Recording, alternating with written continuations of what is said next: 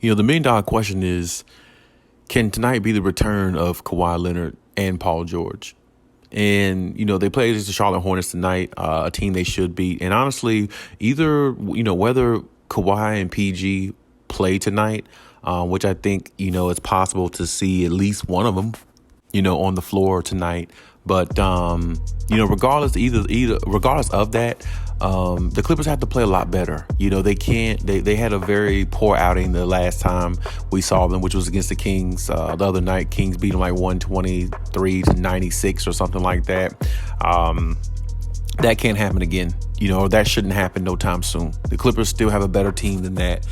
They still have a better roster than that. And honestly, whether Kawhi and PG is on the floor or not, we've seen them play a lot better than that without their superstars. And I know they're missing, other players too, but at the same time, regardless of who plays tonight, the Clippers just have to be better, and they have to find a way to redeem themselves from that type of ugly loss. I mean, the loss was so bad. There were Kings fans trying to, take over the arena and, chant and go against the Clippers, and everything like that. So it just, I don't know, like, to me, that was just a very piss poor game, and Ty Lue uttered the same thing.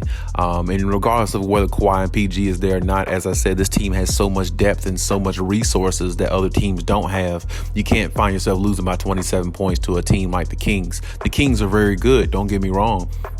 Very much a surprise this year. I always said De'Aaron Fox had all the talent in the world, all the speed in the world as well. But at the same time, like that shouldn't happen to a Clippers team who's on a quest for a championship. Games like that, if you're going to lose a game like that, losing it by feasible points is a lot better.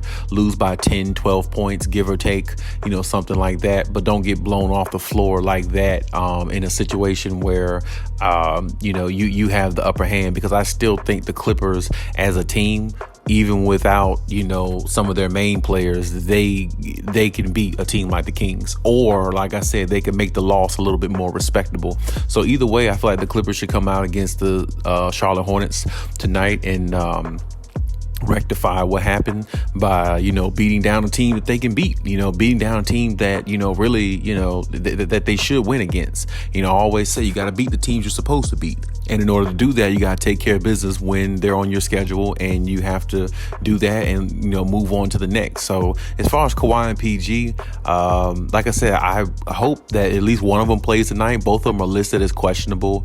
It wouldn't surprise me, though, if both of them came back on the next game on Wednesday that they play. But at the same time, if they're available to play, I hope they actually play tonight, because the Clippers as a team, they're just going to be this up and down team if it stays like this all season. They'll be, they'll look good at some instances, and then other instances they won't. And as I said, as long as this is not a continual thing, which, you guys keep telling me, most of you guys leave comments, which I appreciate all your comments. You guys, a lot of you guys tell me that they'll be fine and everything will be okay. And I definitely take you at your word for it, because I believe the same thing. I'm there with you. It's just that, we need to just see more of the product on the floor. And,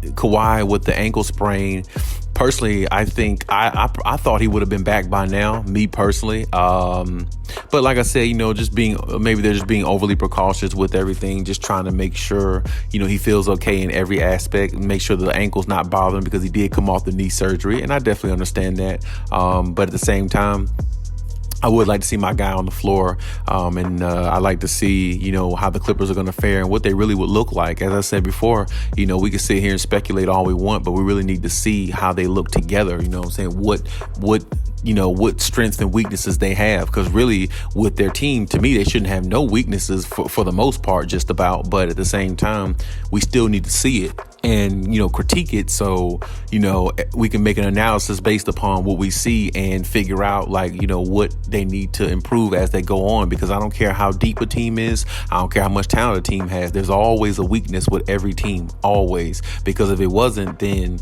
The Miami Heat back in the day with LeBron James, the Miami Heat, the big three, they went to the finals the first year together and they look unbeatable. But then after the first two games, somehow they fell apart in the NBA Finals and lost the NBA Finals and did not win it that year. And Dirk Nowitzki and the Dallas Mavericks hoisted the trophy, and they were the 2011 champions. So it doesn't matter how deep a team is, doesn't matter how much star power you have. There's always weaknesses and nuances everywhere. And this is the reason why I say we need to see them on the floor. Ty Lue needs to see them on the floor more so he can figure out some of the weaknesses that they have so they can touch up on them. But by the time playoff time get here, and the only way we're going to see that is if both players on the floor. And I'm just hoping that, Kawhi is going to stay healthy enough to play. I do believe there's going to be some load managing in there. I do get that because that's exactly what the Clippers are wanting to do because they want to make sure he's right for the playoffs. And, I get that. But as far as with Paul George, I don't know how much this hamstring is going to hinder him going forward because as I told you before, hamstrings are just one of those weird type injuries to me. Like sometimes I feel like players never get over those. I mean, I still feel like James Harden is nursing his hamstring, issue. Somewhat, it's just like a lingering thing to me. It never really ceased to me. It's like it just comes and goes, and like players really don't have a grasp or any type of, need or like no type of thought process on it, how to really take care of it. You know what I'm saying? Because it's just something that comes and goes, and when it bothers you, it bothers you. When it doesn't, it doesn't. So I really hope that Paul George is going to be able to stay healthy consistently. I'm hearing good things about him along with Kawhi Leonard in regards to their progress and how they're playing because they're practicing with the team and everything, and 5-on-5s, everything, nothing's changed with that. And like I said, they're definitely ready to gear up for a return. But hopefully when they return this time, we can see them on the floor for a lot longer time than not see them on the floor together because I'm tired of, making videos about this team of what they could be. I would love to be making videos about this team and what they are and what they're able to do and what they're currently doing, because the more and more we keep talking about trajectory and what a team could be, well, that's more or less going the direction of a team not building chemistry enough to win a championship when it becomes time to. And, with that being said, as I said, I want to see more. I know you do as fans. We all want to see more. We all want to see the best of the best out there. I hate really looking at the Clippers game and seeing the Clippers go against a team like the Brooklyn Nets, hypothetically, and Kevin Durant is on the other end and Kawhi Leonard's not on this end, or Kyrie is on the other end and Paul George is not on this end. You know what I'm saying? It just really, it goes in a bad way because the NBA ratings go down, the ratings are not as high, and the views and everything of the games just don't really have the same. People are not looking at it as much. The magnitude of the game is not as high because you're not seeing everybody out there. You know what I'm saying? Like it was the other night, I say like last week or the other night, I was looking at the Dallas Mavericks, I believe, versus the Golden State Warriors, and to see, both teams at full strength. And even though neither one of them teams are my teams, but that's just one of those situations that seems rare in the NBA now. You know what I'm saying? It just seems rare to see everybody healthy on the floor at one time and everybody's out there doing their thing and playing hard and giving us a good show on TV or a good show in person if you go watch the game or you buy a ticket to go see the game.